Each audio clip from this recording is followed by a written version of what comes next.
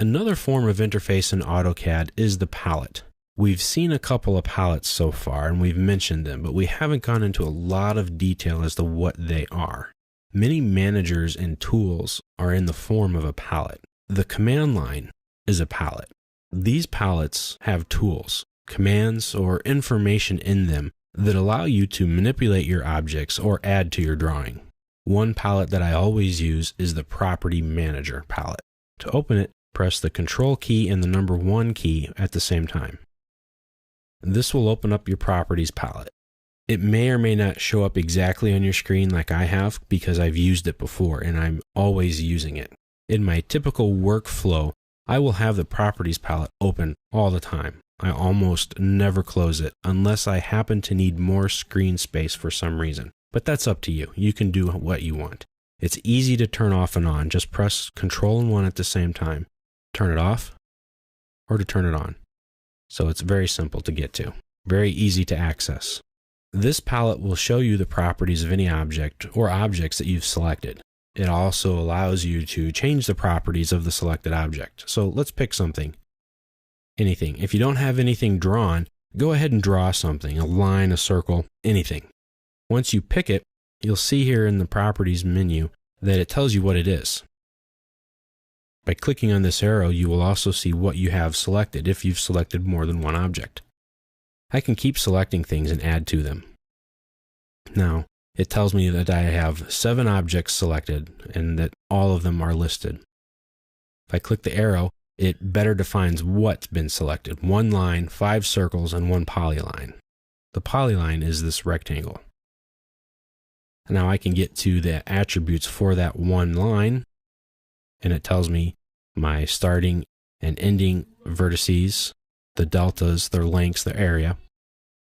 Now I can unselect these objects by pressing the Escape key, and now nothing is selected. Now the Properties palette tells you your current settings in the drawing.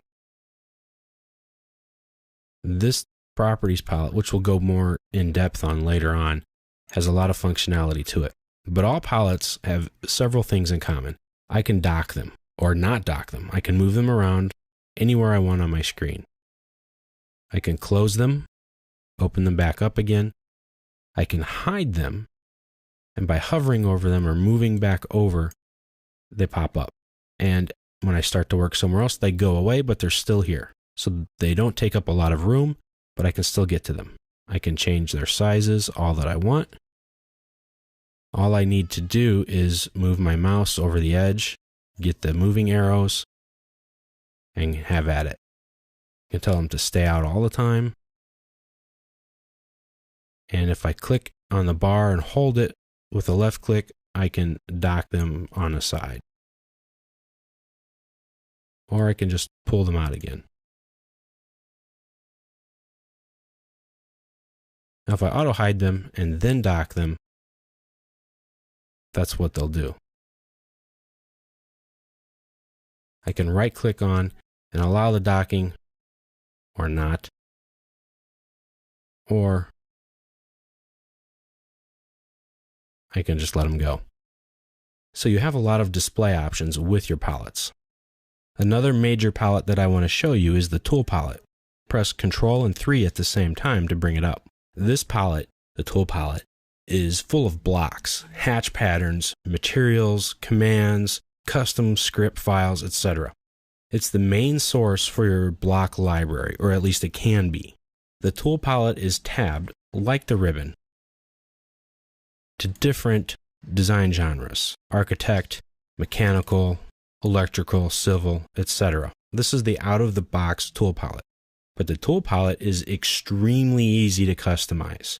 Essentially, you're going to right-click and make a new palette and then literally drag and drop things right into it. Commands, objects, etc. We'll talk more about it later. But it's a very useful and a very powerful palette. To use it, just find the object that you want to insert, click it, and then click the point where you want it to go. And you just inserted that object.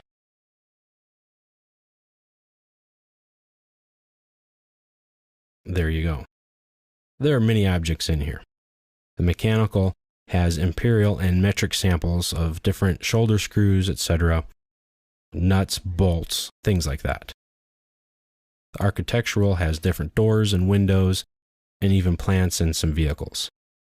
There are so many different tabs in the tool palette that you can't see them all.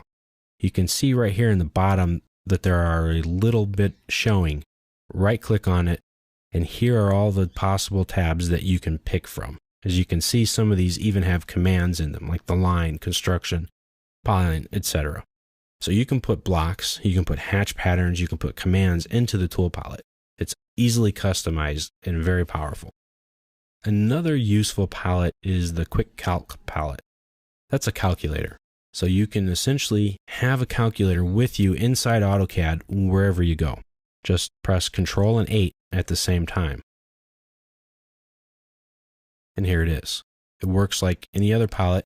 You can move it around, you can auto hide it, you can collapse it, you can stretch it out, and it has different formats. Your regular number pad, scientific calculator, units conversion, etc. You can show some of the detail or hide some of it if it's too big or too small. We'll take a look at this a lot closer. I just wanted to give you an example of some of the palettes that you can use inside AutoCAD to help you do your job. There are some other palettes available, but their complexity goes way beyond the scope of this video, and we are going to look at some of them more closely later on.